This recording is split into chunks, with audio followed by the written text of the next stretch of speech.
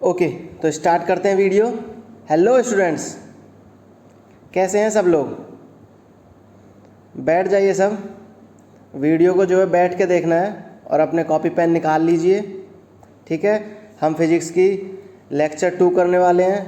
First chapter electric charges and the fields. जो इससे पहले पढ़ा था मैं उससे थोड़ा सा आपको रिवाइज करा देता हूँ या फिर रिकैप दे देता हूँ कि क्या क्या पढ़ा था पहले। आवाज़ साफ़ आ रही होगी, कमेंट में लिख के अभी बताइए कि आपको आवाज़ साफ़ आ रही है कि नहीं। ठीक है, फिर मैं आगे शुरू करता हूँ वीडियो। वॉइस क्लियर है मेरी? चलिए ठीक है, वॉइस ठीक है। देखिए, जो पिछली क्लास में पढ़ा था मैं थोड़ा सा रिवीजन करा देता हूँ। ये वही नोट्स हैं, कंप्लीट नोट्स हैं मेरे पास पूरे चैप्टर के, जो मैंने खुद बनाए हैं सिर्फ आप लोगों के लिए। ठीक है, तो आप जो है जब नोट्स बनाओ या तो इनके स्क्रीनशॉट ले लो या फिर पूरी वीडियो देखने के बाद वापस वीडियो देखना और पॉज कर करके नोट्स बना सकते हैं। और सबसे बढ़िया बात ये होगी जब आप अपने नोट्स खुद से बनाएंगे, यहाँ से समझ के एनसीईआरटी की बुक खोलिए या फिर आपके पास अगर कोई भी रिफ़्रेशर है, प्रदीप है या फिर कोई और रिफ़्रेशर है, तो वहाँ से बैठ के नोट्स बनाना, तो चैप्टर बहुत ईजी हो जाएगा। ठीक है, चलिए स्टार्ट करते हैं। थोड़ा सा रिकैप करते हैं प्रीवियस वीडियो का। तो हमने इलेक्ट्रोस्टैटिक्स पढ़ा है, इसमें चार्ज की डेफिनेशन देखी थी कि ये स्केलर क्वांटिटी होता है, what is polarity of charge. फिर हमने ये देखा कि बेंजामिन फ्रैंकलिन ने पॉजिटिव और नेगेटिव चार्जेस का नामकरण दिया था। देन उसके बाद अर्थिंग और सेफ्टी, ये हमारे लिए क्यों ज़रूरी है, अर्थिंग कैसे हमें सेफ़ रखती है, क्या डेफिनेशन है, कौन कौन से वायर्स होते हैं, ये सब कुछ हमने पढ़ा है। उसके बाद हमने गोल्ड लीफ इलेक्ट्रोस्कोप पढ़ा। इसमें हमने जो है चार्ज को डिटेक्ट किया था। ठीक है, जो कि हमने पूरा ये फिगर भी एक्सप्लेन किया था अच्छे से। अगर आपको वो वीडियो देखनी है तो मैं आपको डिस्क्रिप्शन में दे दूंगा वही पहली वाली वीडियो। ठीक है, फिर हमने चार्जिंग बाय इंडक्शन दिया था, पढ़ा था। ये बहुत इजी है charging by induction. 2 metal spheres थी जिनको हम चार्ज कर रहे थे पॉजिटिवली चार्ज रॉड से। ठीक है, नाउ फिर पॉइंट चार्जेस पढ़ा था कि पॉइंट चार्जेस क्या होते हैं जब चार्ज बॉडीज़ जो हैं जो बहुत स्मॉल हो जाती है और उनका डिस्टेंस जो है बहुत ज़्यादा हो जाता है, तो हम उन्हें पॉइंट चार्ज ट्रीट करने लगते हैं। फिर प्रॉपर्टी ऑफ चार्जेस की इन्हें ऐड कर सकते हैं। देन चार्ज हमेशा कंजर्व रहते हैं। क्वांटाइजेशन ऑफ चार्ज भी देखा हमने। देन कॉलम्स लॉ जो मोस्ट इम्पोर्टेंट लॉ है आपके बोर्ड एग्ज़ाम्स को लेकर। ठीक है, ये सब कुछ पढ़ा है हमने। चलिए आगे स्टार्ट करते हैं वीडियो। फिर force between the 2 charges using the columns law. जब 2 चार्ज गिवन होंगे तो उनके बीच में हम कैसे फोर्स निकाल सकते हैं, तो हमने जो है पिछली वीडियो में यहाँ तक पढ़ा था। ठीक है, फोर्स बिटवीन मल्टीपल चार्जेस भी पढ़ चुके हैं कि बहुत सारे चार्जेस होंगे जब क्या फोर्स होगी।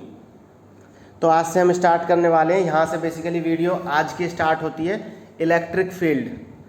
तो बेसिकली इलेक्ट्रिक फील्ड होती क्या है? अगर आपने मैग्नेटिक फील्ड के बारे में नाम सुना हो तो आपने मैग्नेट तो सबने देखी होगी।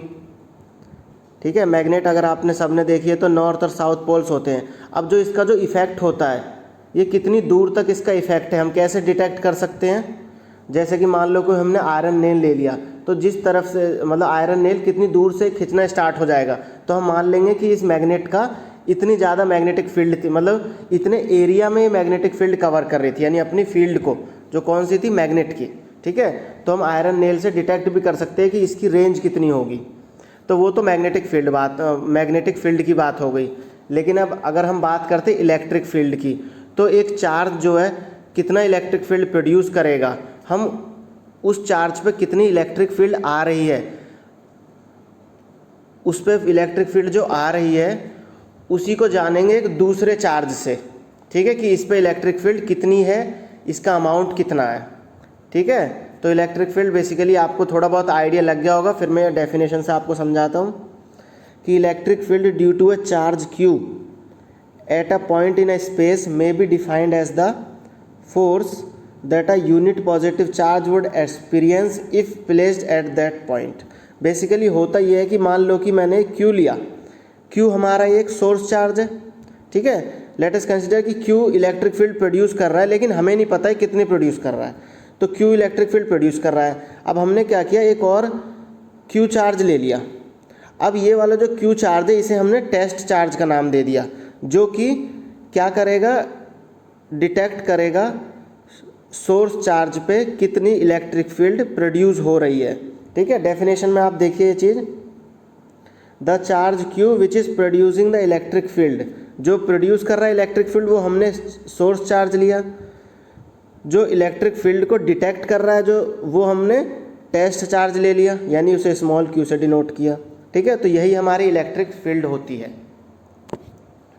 आगे कैसे लिखते हैं न्यूमेरिकली, क्या है, E equal to F upon Q. बहुत अच्छे से फॉर्मूलेस याद कर लो, स्क्रीनशॉट भी ले लिया करो, क्योंकि इसमें सिर्फ मेरी वॉइस आ रही है, तो आपके लिए स्क्रीनशॉट लेना बहुत ईजी है। ठीक है, कोई मेरा इसमें चेहरा नहीं आ रहा है तो स्क्रीनशॉट में बिल्कुल क्लियर फ़ोटो आएगी, आप इसमें जो भी लिखा होगा, नहीं तो आप खुद से भी नोट्स बना सकते हैं। एक बार यहाँ से वीडियो देख लो, समझ लो। E equal to F upon Q, then SI unit of जो इलेक्ट्रिक फील्ड है न्यूटन पर कुलम, बहुत इजी है, फोर्स की यूनिट न्यूटन है और चार्ज की कुलम है। ठीक है, तो हम इलेक्ट्रिक फील्ड अगर हम निकालते हैं तो according to coulomb's law F equal to 1/4 Q upon R square. ठीक है, ये हमारा सोर्स चार्ज है, ये हमारा टेस्ट चार्ज है। फिर हमने क्या किया कि इस F की वैल्यू इस इक्वेशन में पुट कर दी, ऊपर वाली में, E equal to F upon Q में, तो Q से Q कैंसिल आउट हो गया, बचा सिर्फ क्या, सोर्स चार्ज। तो बेसिकली फॉर्मूला जो होता है इलेक्ट्रिक फील्ड का ये होता है, E equal to 1/4 F epsilon naught Q upon R square. ठीक है, इलेक्ट्रिक फील्ड का कंसेप्ट क्लियर हुआ? बताइए, कमेंट में लिखिए कि क्लियर हुआ कि नहीं, और वीडियो को जरूर लाइक कर देना, इससे हमें मोटिवेशन मिलती है। ठीक है, और वीडियो को शेयर भी किया करो, पूरी वीडियो देखने के बाद उन बच्चों तक पहुंचाओ जो बच्चे जो है लॉकडाउन में बिल्कुल फ्री बैठे हैं। ठीक है, ताकि उन्हें पता चले कि पढ़ाई स्टार्ट हो चुकी है, स्कूल तो नहीं खुलेंगे इतनी जल्दी, 15 मई से पहले। तो इससे बेटर है कि आप पढ़ाई जो है ऑनलाइन स्टार्ट कर दो, और मैं आपकी हेल्प करूँगा आपके पढ़ाई में। अब देखते हैं कि इलेक्ट्रिक फील्ड जो है नेगेटिव और पॉजिटिव चार्जेस से किस तरीके से प्रोड्यूस होती है। देखो, हमेशा याद रखना, जब भी हम पॉजिटिव चार्ज की बात करते हैं तो इलेक्ट्रिक फील्ड बाहर निकलती है, it is radially outwards. Electric charge जो पॉजिटिव चार्ज होता है, हमारे पॉजिटिव चार्ज से बाहर निकलती है electric field. Electric field lines basically बोलें तो इन्हें लाइंस ऑफ फोर्स भी बोला जाता है किसी बुक्स में, इलेक्ट्रिक फील्ड लाइंस को। और नेगेटिव चार्जेस में क्या करते हैं, एंटर करते हैं, इलेक्ट्रिक फील्ड लाइंस एंटर कर रही हैं। ठीक है, तो अच्छे से ये चीज़ याद कर लो, स्क्रीनशॉट ले लो, ये एग्ज़ाम में पूछा जाता है।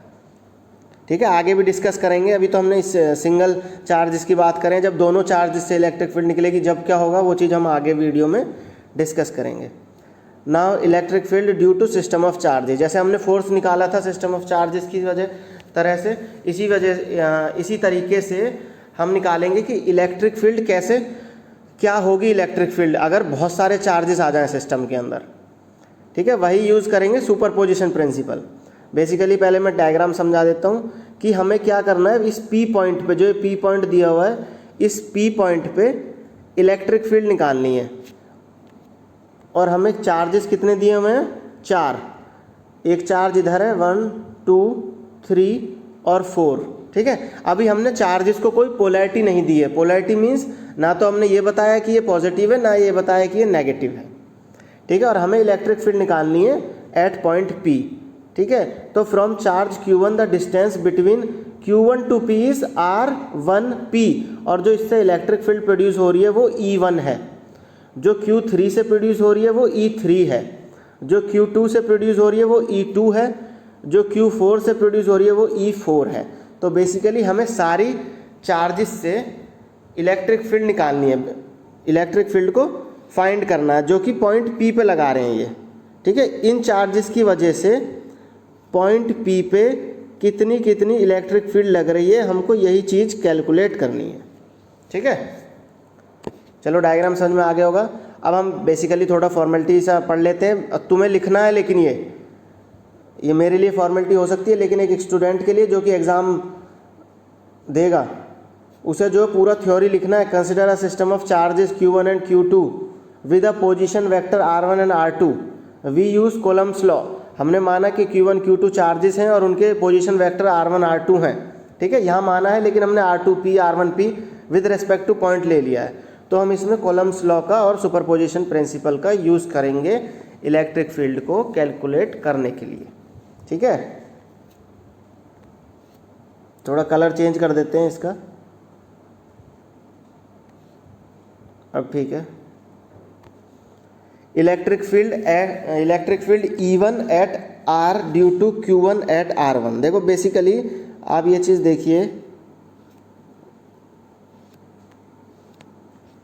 ये जो E1 है 1/4 एप्सिलॉन नॉट चार्ज Q है अपॉन R² 1P, और ये डायरेक्शन शो करने के लिए। तो ये चीज़ तो हम पढ़ के आए हैं कि इलेक्ट्रिक फील्ड का क्या फार्मूला होता है, और वही चीज़ हमें इसमें पुट कर देना है। E1 निकाला, then we have calculated E2 जो कि Q2 के साथ आएगा।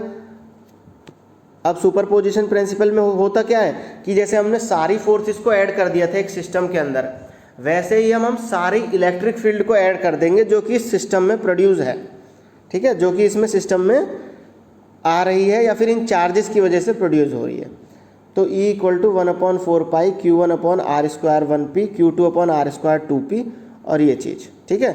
अब बेसिकली हमने एक फॉर्मूला बना लिया इससे, ठीक है। ये चीज़ तो समेशन वाला तो आपको आता होगा कि I tends to 1 QI/R² IP, और ये डायरेक्शन शो करने के लिए ये unit vector.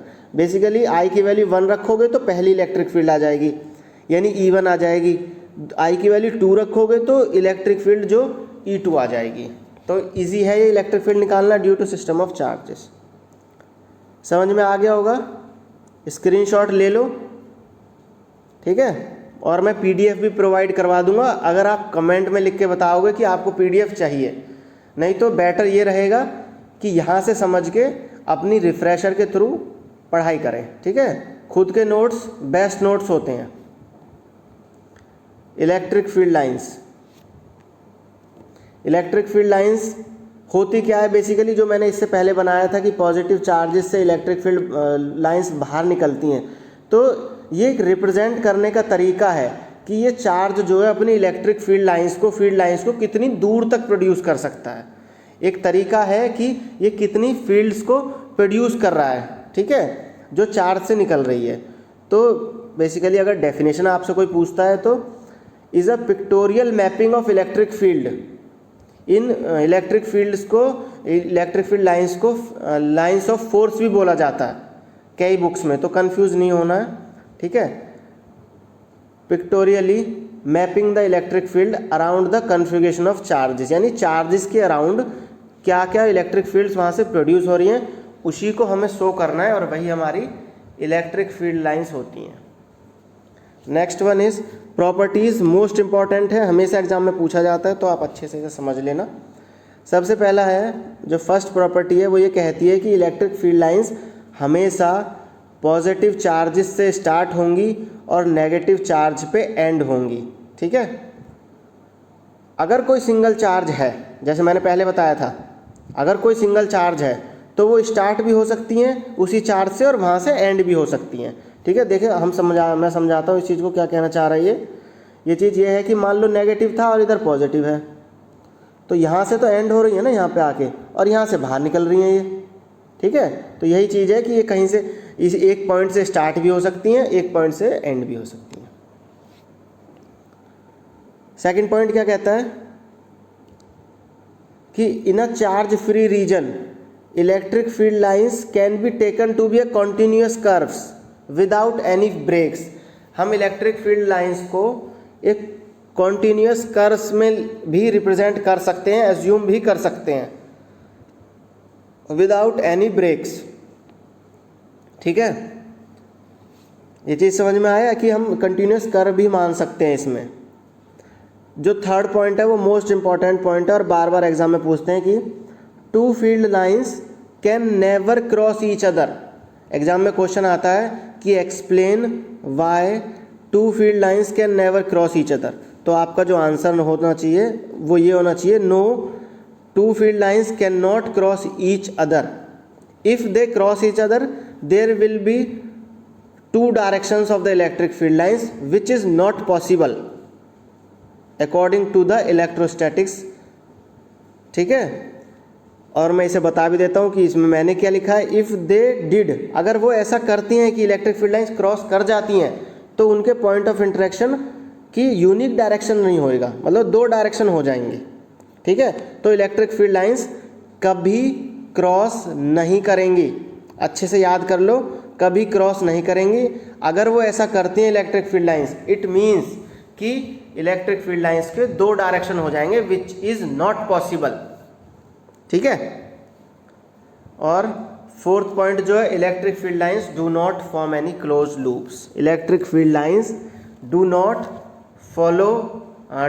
Form any close loops. अगर आपके पास पानी वानी है तो आप बैठ जाइए आराम से, क्योंकि क्लास थोड़ी लंबी होगी।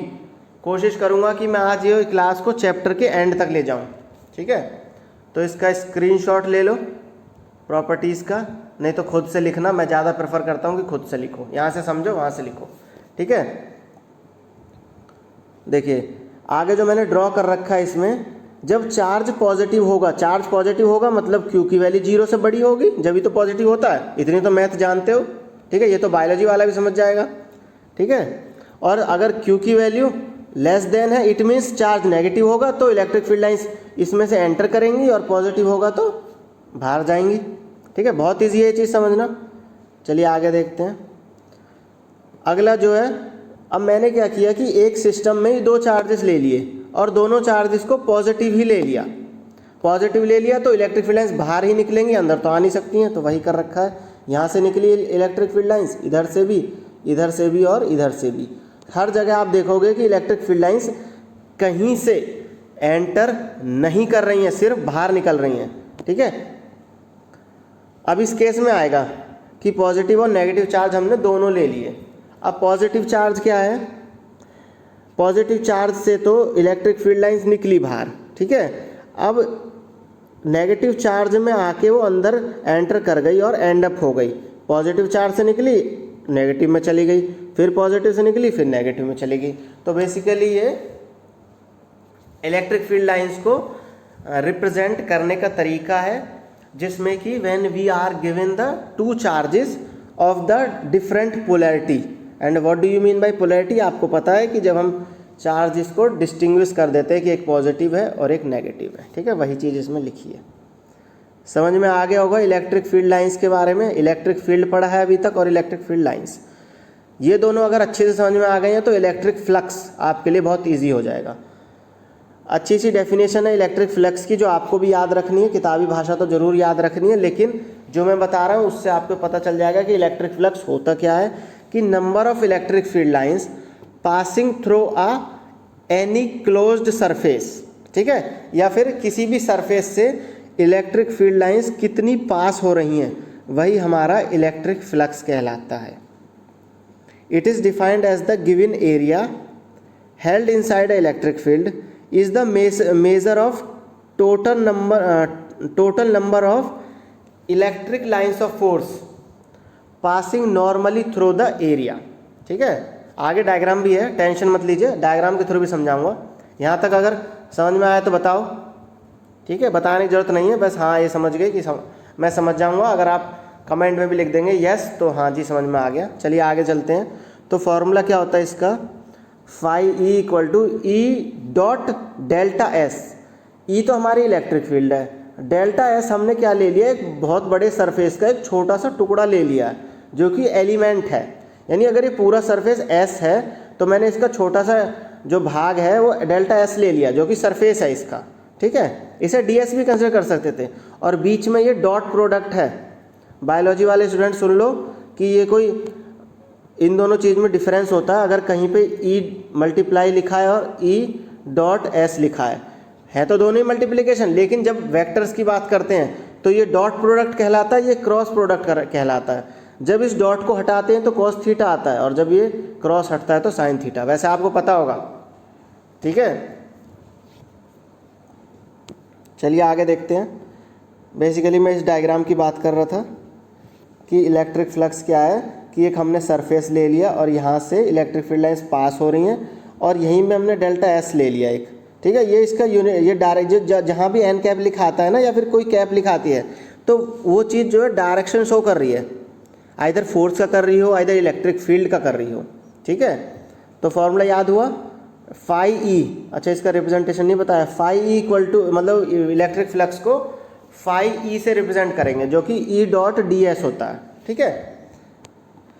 ये एक स्केलर क्वांटिटी है और इसकी यूनिट भी आप निकाल सकते हैं फॉर्मूले के थ्रू। जैसे कि इलेक्ट्रिक फील्ड की यूनिट भी पता है आपको और सरफेस एरिया की भी पता है, ठीक है। तो न्यूटन मीटर स्क्वायर और कोलम्ब इनवर्स, ठीक है। अगर आपको इसकी यूनिट समझ नहीं आई तो ऐसे निकालिए, जैसे हमने फाई तो रिप्रेजेंट किया था इलेक्ट्रिक फ्लक्स से, तो ई डॉट डी एस है, यानी एस ही ले लेता हूँ अभी के लिए।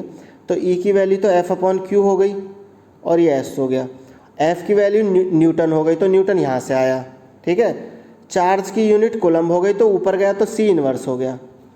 और एस जो है हमारा जो सरफेस एरिया है वो हमने उसकी आपको बताई है, एरिया की यूनिट जो स्टैंडर्ड यूनिट है वो मीटर स्क्वायर होती है।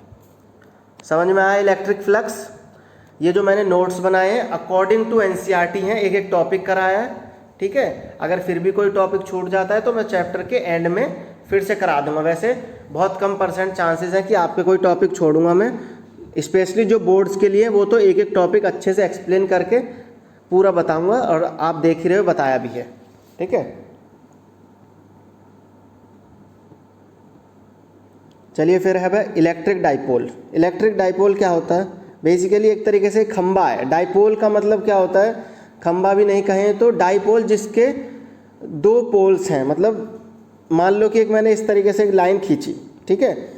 यहाँ मैंने एक नेगेटिव लगा दिया, एक नेगेटिव चार्ज रखा और एक इधर प्लस क्यू चार्ज रखा और इधर माइनस क्यू रखा, और इसके जो बीच की जो दूरी है वो 2a होगी। यही हमारा according to electrostatics electric dipole कहलाता है, ठीक है। और इसे डिटेल में अच्छे से पढ़ेंगे क्योंकि अभी हमें इलेक्ट्रिक डाइपोल ही पढ़ना है। दो जो टॉपिक आएंगे कि हमें इलेक्ट्रिक डाइपोल के ऊपर इलेक्ट्रिक फील्ड निकालनी होगी, जो मोस्ट इंपॉर्टेंट टॉपिक्स हैं।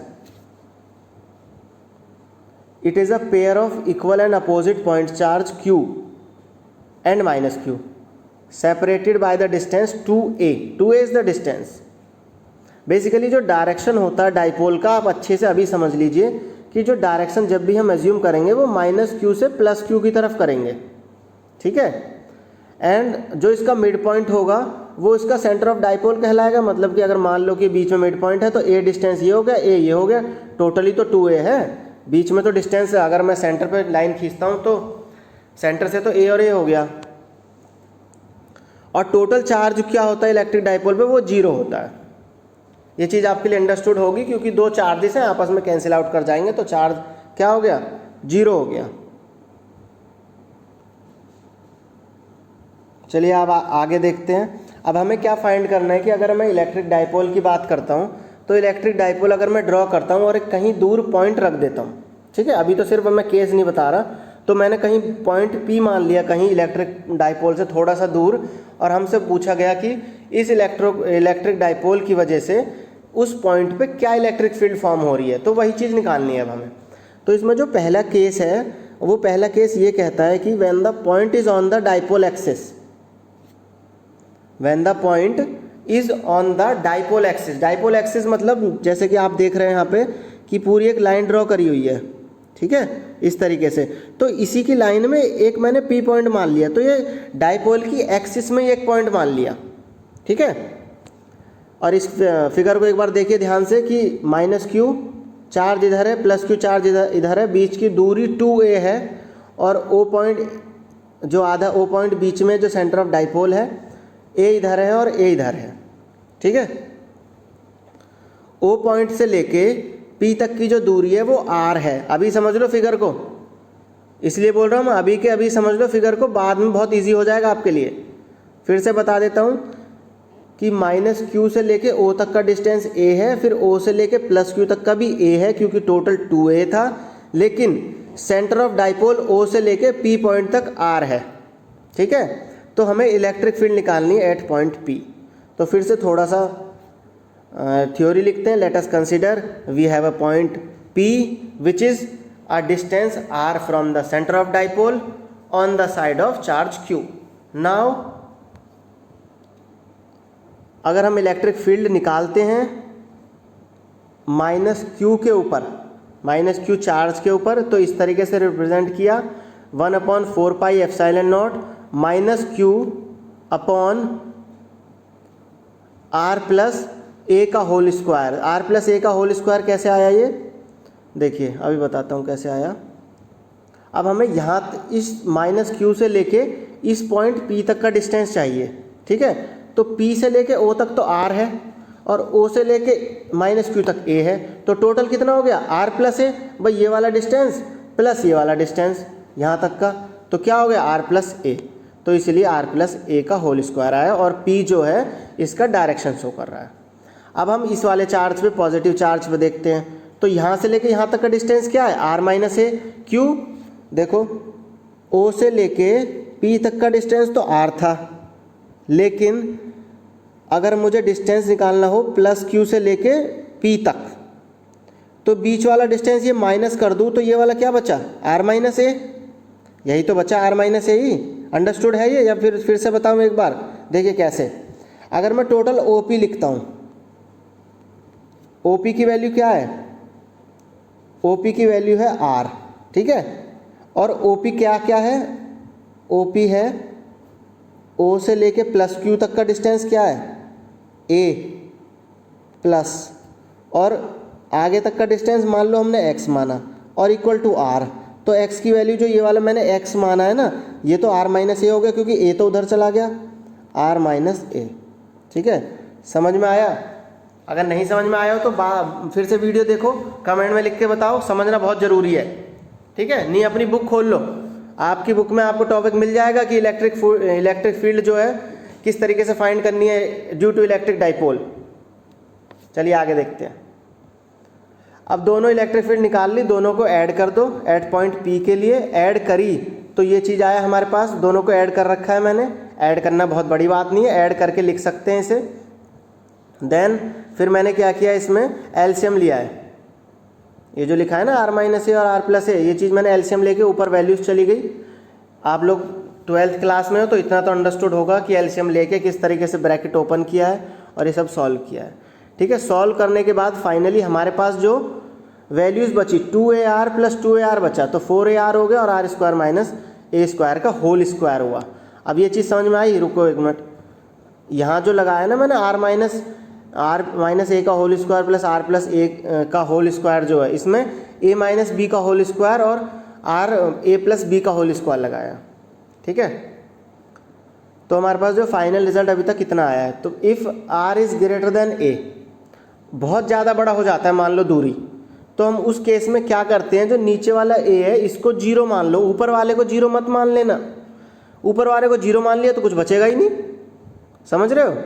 अगर ऊपर वाले को 0 मान लिया तो कुछ बचेगा नहीं।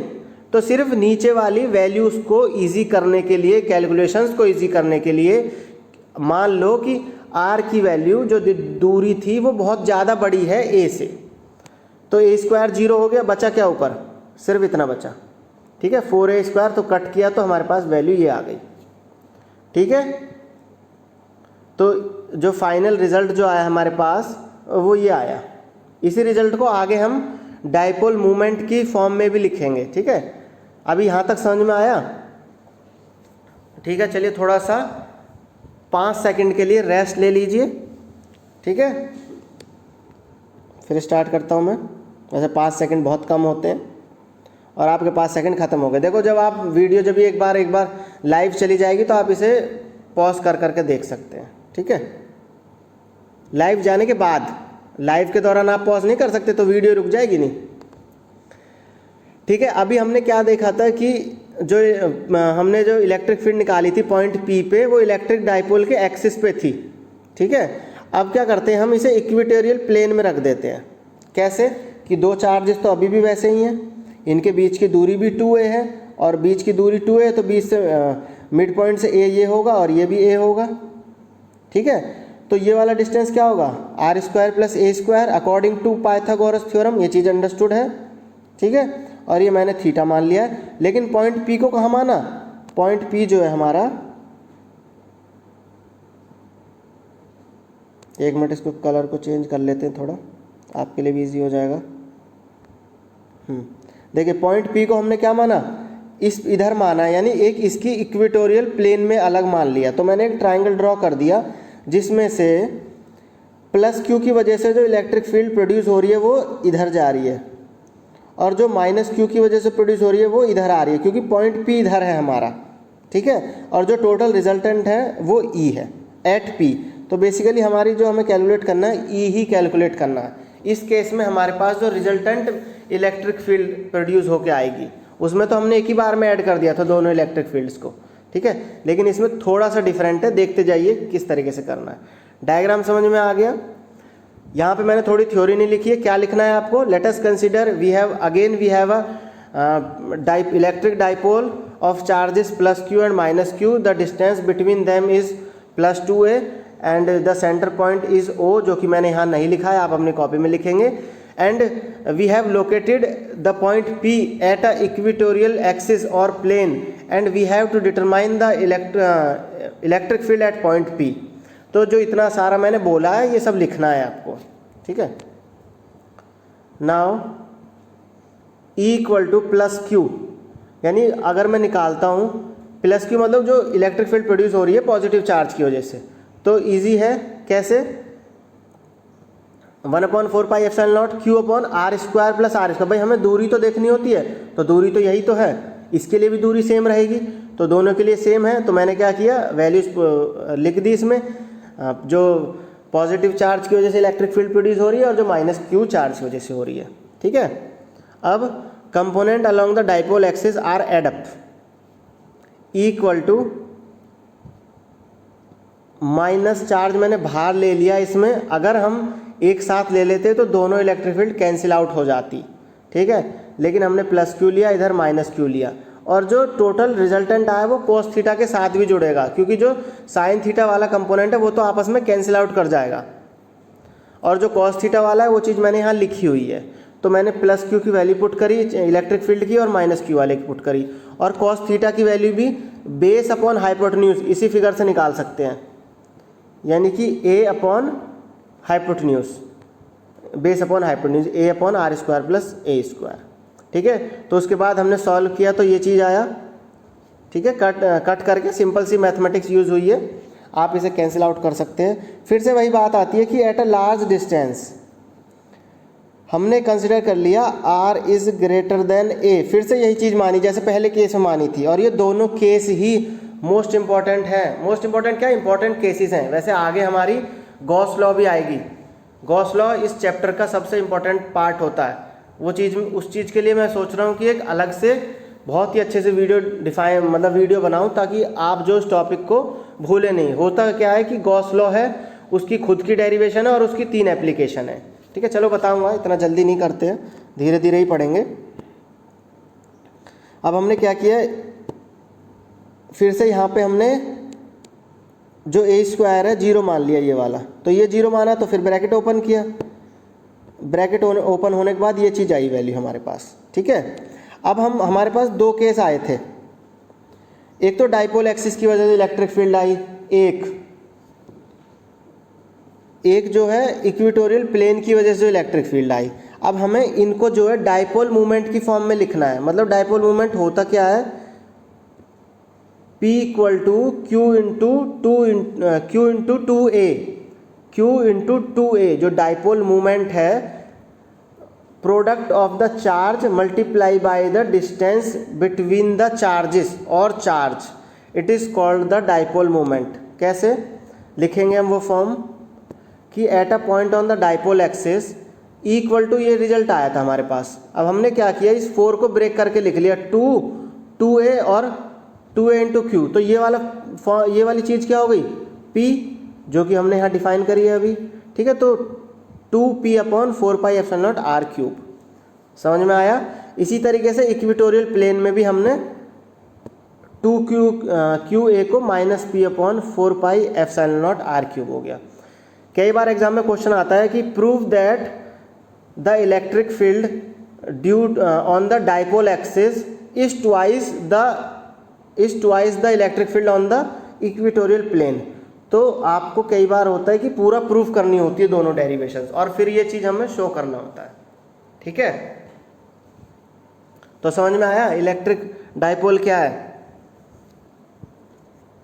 तो हमने आज क्या क्या पढ़ा है, electric field lines of force और उनके किस तरीके से प्रॉपर्टीज़ क्या थी, डायग्राम किस तरीके से थे, पॉजिटिव और नेगेटिव चार्ज जो फील्ड से जो उसके पॉजिटिव चार्ज या नेगेटिव चार्जेस से फील्ड्स निकलती हैं, किस तरीके से फॉर्म हो रही हैं। फिर इलेक्ट्रिक डाइपोल पढ़ा है, उसके 2 केसेस पढ़े हैं। चलिए आगे चलते हैं। अब क्या करते हैं हम, डाइपोल को एक यूनिफॉर्म इलेक्ट्रिक फील्ड में रख देते हैं, यूनिफॉर्म एक्सटर्नल फील्ड में। यूनिफॉर्म एक्सटर्नल फील्ड में क्या होगा, यूनिफॉर्म होता क्या है पहले ये चीज़ समझो। तो dipole in a uniform external field, तो यूनिफॉर्म एक्सटर्नल फील्ड क्या होता है, जिसका सेम डायरेक्शन हो, जिसका जो है, एक मिनट रुकिए, जिसका जो सेम डायरेक्शन हो और सेम मैग्नीट्यूड हो, वो हमें यूनिफॉर्म एक्सटर्नल फील्ड कहलाती है। इसलिए बता रहा हूँ क्योंकि आगे जो है नॉन यूनिफॉर्म भी पढ़ेंगे हम, है ना।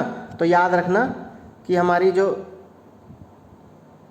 यूनिफॉर्म एक्सटर्नल फील्ड होती है जिसका सेम डायरेक्शन हो और सेम मैग्नीट्यूड हो। तो हमें क्या करना है, इस डाइपोल को यूनिफॉर्म मैग्नेटिक फील्ड में रख दिया। बहुत सारी बुक्स में इस तरीके से डिफाइन करके भी दिखाया हुआ है इसे, मैंने एनसीईआरटी को ही फॉलो किया, इस तरीके से डाइपोल रखा हुआ है, ठीक है। तो हमें क्या करना है, हमने फिर से इलेक्ट्रिक डाइपोल लिया, जो फोर्स लग रही है माइनस क्यू चार्ज पे वो F equal to Q E है। रुकिए एक मिनट, यहाँ जो फोर्स लग रही है इसकी वजह इधर आ रही है और प्लस क्यू चार्ज पे ऊपर की तरफ आ रही है। तो बेसिकली और जो इलेक्ट्रिक फील्ड का डायरेक्शन है वो अपवार्ड में है, ठीक है। तो इलेक्ट्रिक फील्ड का डायरेक्शन हमारा ऊपर है और जो फोर्स लग रही है माइनस क्यू चार्ज पे वो माइनस क्यू ई है, और जो फोर्स लग रही है प्लस क्यू चार्ज पे वो प्लस क्यू ई है।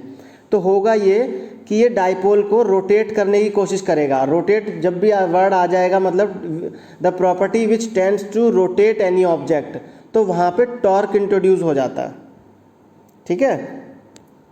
तो यहाँ पे टॉर्क इंट्रोड्यूस हो जाएगा, तो जो कि इसे रोटेट करने की कोशिश करेगा डाइपोल को। तो वही चीज़ हम आगे बताता हूँ किस तरीके से कर रहे हैं।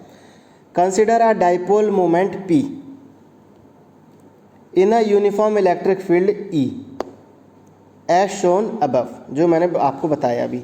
There is a force Q E on Q and a force minus Q on minus Q।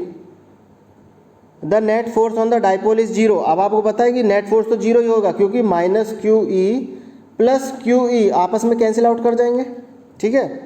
और हमारी ई क्या है, हमारी एक यूनिफॉर्म फील्ड है। However the charges are separated by a some distance, वो तो 2a डिस्टेंस से सेपरेटेड है। So the force act at different points resulting in a torque.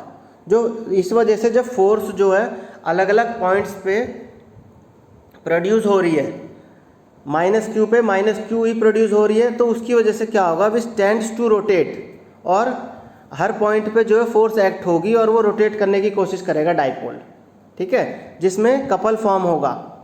When the net force is zero the torque is independent of the origin.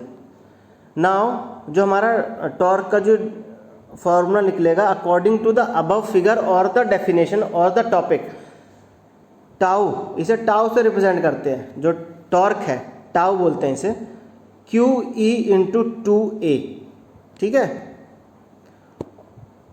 अब यहाँ multiply का sign है, it means कि यहाँ sine theta होगा।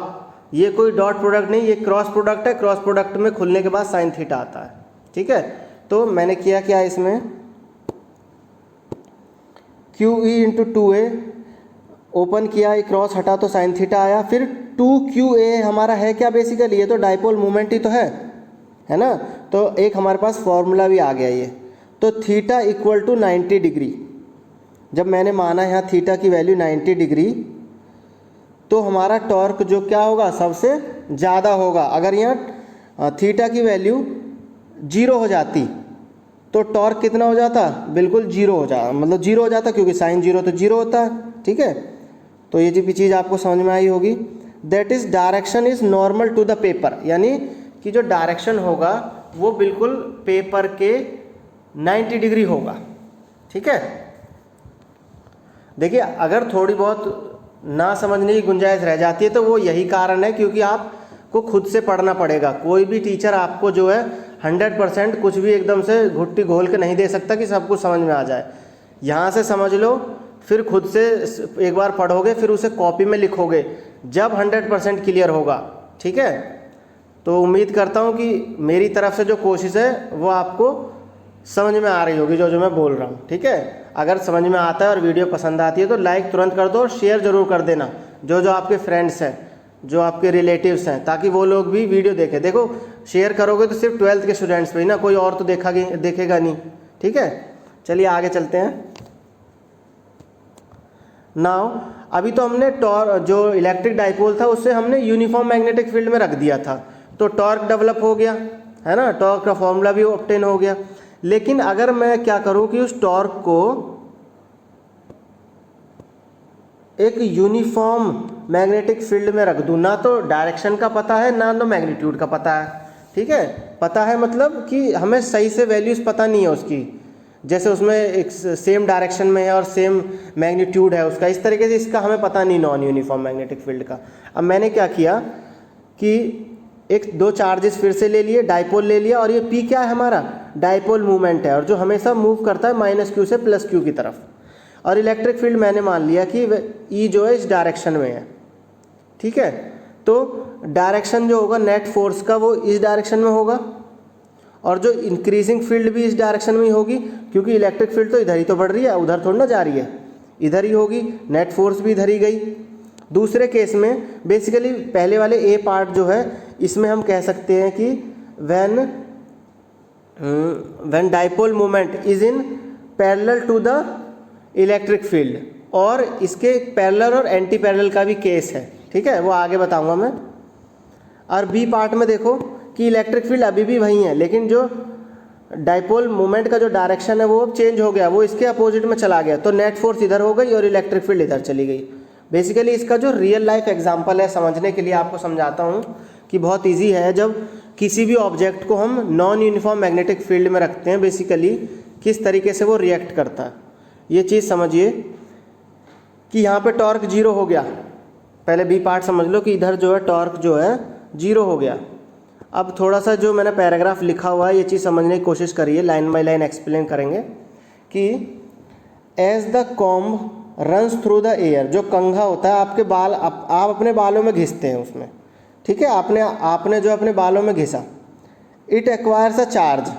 अब उसके ऊपर चार्ज आ गया कॉम्ब के ऊपर, ये तो आप पढ़ के आए हो ना इससे पहले कि किस तरीके से हमने चार्जिंग में इंडक्शन देखी थी, किस तरीके से पोलैरिटीज चेंज होती थी और कैसे चार्जेस जो ट्रांसफ़र होते थे।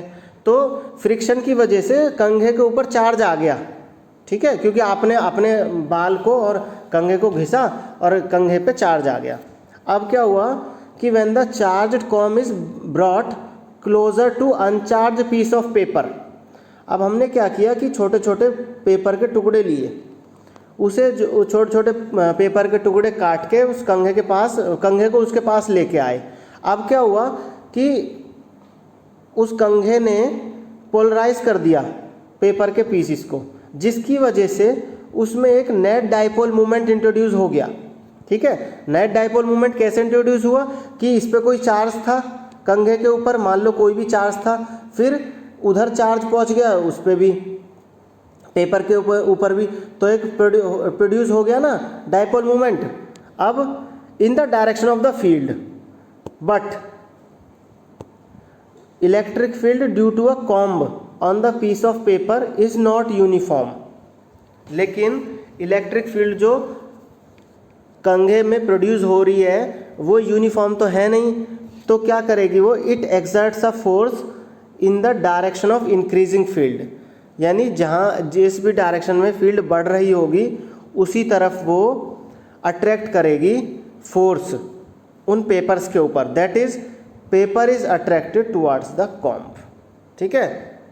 तो समझ में आया किस तरीके से हमने जो है एक नॉन यूनिफॉर्म मैग्नेटिक फील्ड का एग्जांपल पढ़ा, वो कैसे अट्रैक्ट करता है, कैसे पोलराइज किया पीस ऑफ पेपर को, पीस ऑफ पेपर उसकी तरफ अट्रैक्ट हो गए, उसने एग्जर्ट करी force in the direction of increasing field, ठीक है।